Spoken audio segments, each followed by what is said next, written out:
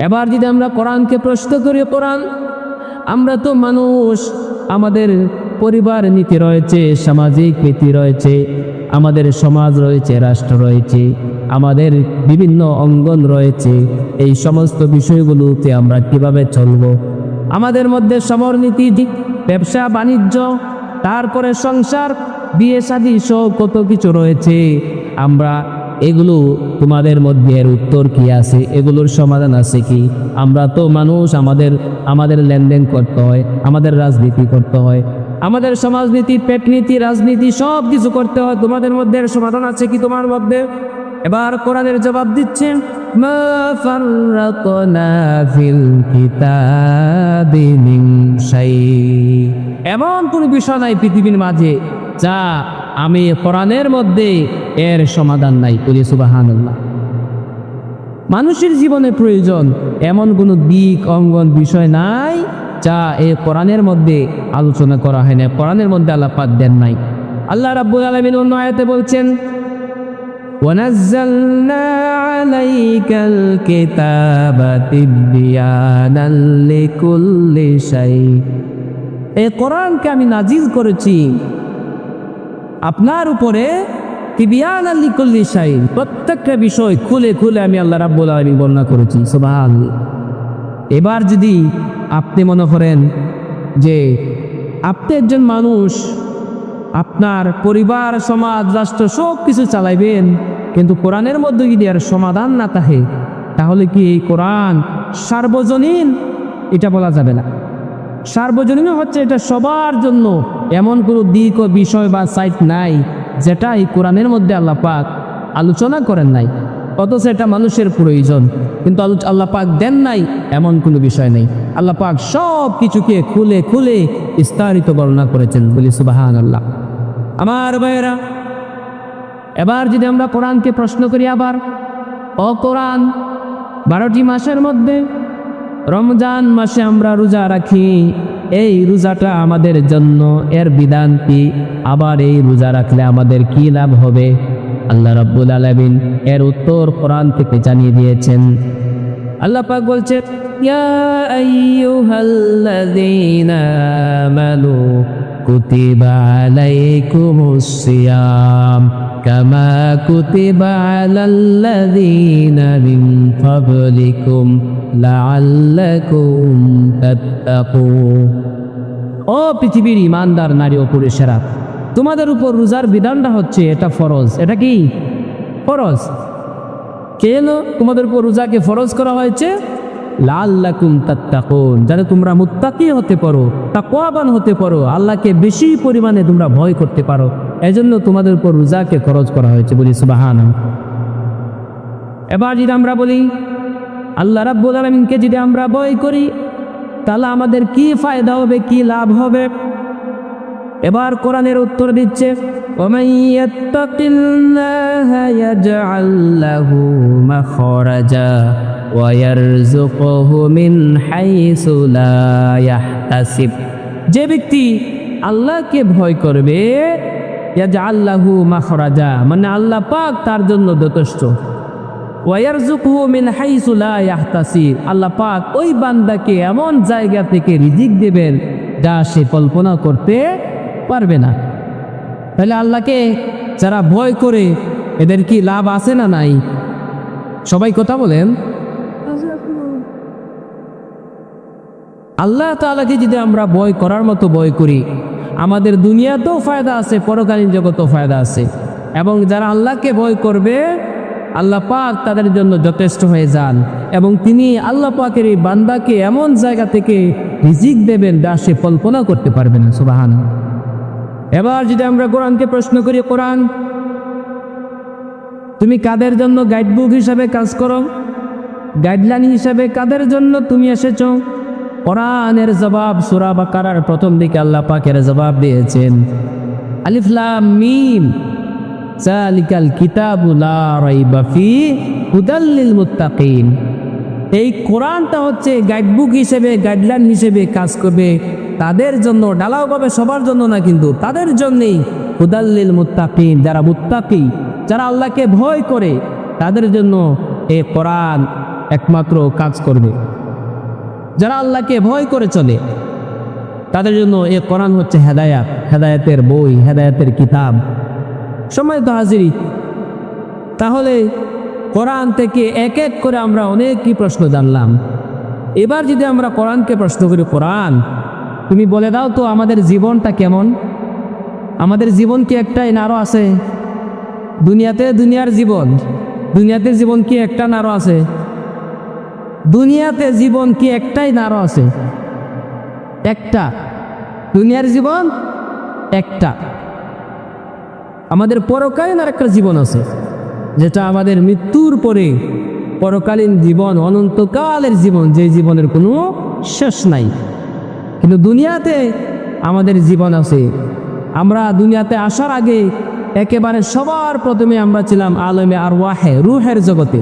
এই পৃথিবীতে আদম আলাইহিস সালাম থেকে শুরু করে পৃথিবীর শেষ পর্যন্ত, শেষ যে মানুষটা আসবে সেই মানুষ পর্যন্ত কোটি কোটি মানুষ, এই সমস্ত মানুষের রূহগুলোকে আল্লাহ পাক একসাথে সৃষ্টি করেছিলেন এবং এক জায়গায় রেখে দিয়েছিলেন। রাখার পরে বলছিলেন, আলাস্তু বিরাব্বিকুম, ও মানুষেরা, ও রূহ, আমি কি তোমাদের রব নই? তখন আজকে যারা হিন্দু, বৌদ্ধ, খ্রিস্টান, যত ধর্মের মানুষ আছে, আমরা আস্তিক নাস্তিক সহ সবাই বলেছিলাম অলু বালা, হ্যাঁ অবশ্যই আপনি আমাদের রব। সেই রুবুবিয়াতের স্বীকৃতি দিয়ে পিতা এবং মাতার মাধ্যমে আজকে আমরা পৃথিবীতে আসছি। আসার পরে আমরা আল্লাহকে ভুলে যাই। সময় তো হাজিরিন, এবার যদি আমরা কোরআনকে প্রশ্ন করি, কোরআন আমাদের জীবনটা কেমন, দুনিয়ার জীবনটা কেমন?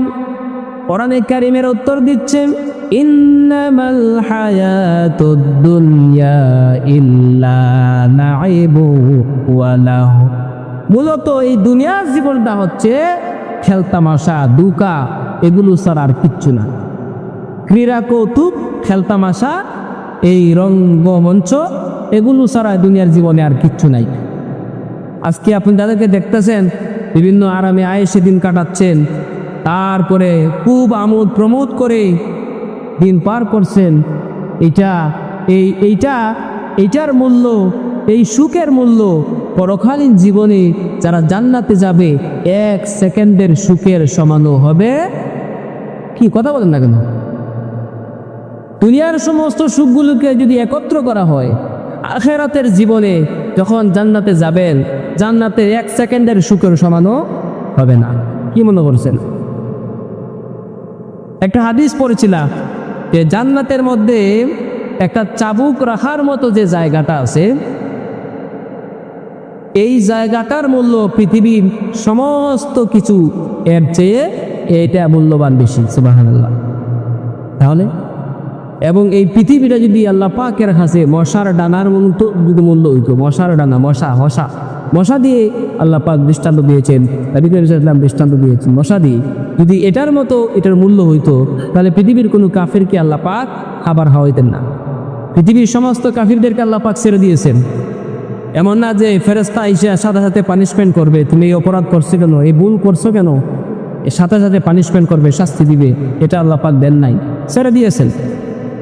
হজিবাতিন নারু বিশাহাওয়াতি ওয়া হজিবাতিল জান্নাতু বিল মাকারিহ। দুনিয়ার জীবনটাকে আপনার মুমিনদের জন্য জেলখানা করে দেওয়া হয়েছে, কষ্টের জায়গা, আর কাফেরদের জন্য এটা হচ্ছে বালাখানা, আরামের আয়েশের সুখের জায়গা। দেখবেন বছরের পর বছর যায়, এদের কোনো সর্দি কাশি জ্বর কোনটা হয় না, এরকমও আছে না?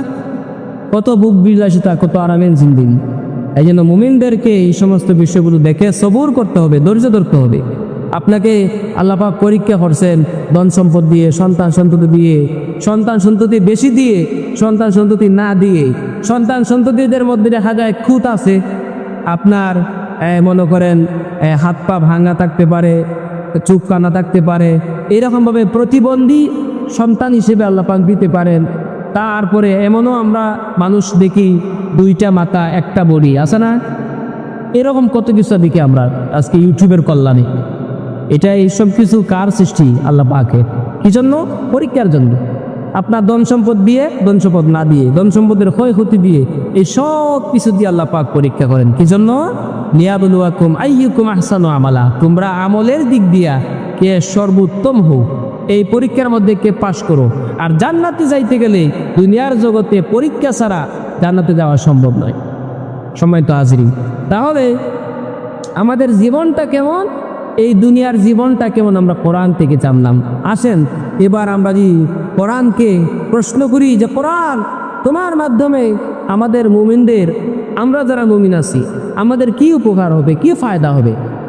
কোরআনে কারিমের জবাব দিচ্ছেন, وَنُنَزِّلُ مِنَ الْقُرْآنِ مَا هُوَ شِفَاءٌ وَرَحْمَةٌ لِلْمُؤْمِنِينَ।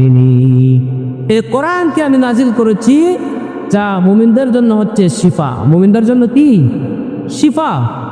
বিভিন্ন রোগের উপকার, ফায়দা, এটা আবার প্রশান্তির একটা কারণ মুমিনদের জন্য। কোরআন পড়বেন সব পাবেন, কোরআন পড়বেন অন্তরের মধ্যে প্রশান্তি পাবেন, কোরআন শুনবেন অন্তরের মধ্যে প্রশান্তি পাবেন, কোরআন শুনবেন, কোরআন তিলাওয়াত করবেন, আপনার ইমানের গতিবিধি, ইমানের টাওয়ার, নেটওয়ার্ক বেড়ে দিবেন কে?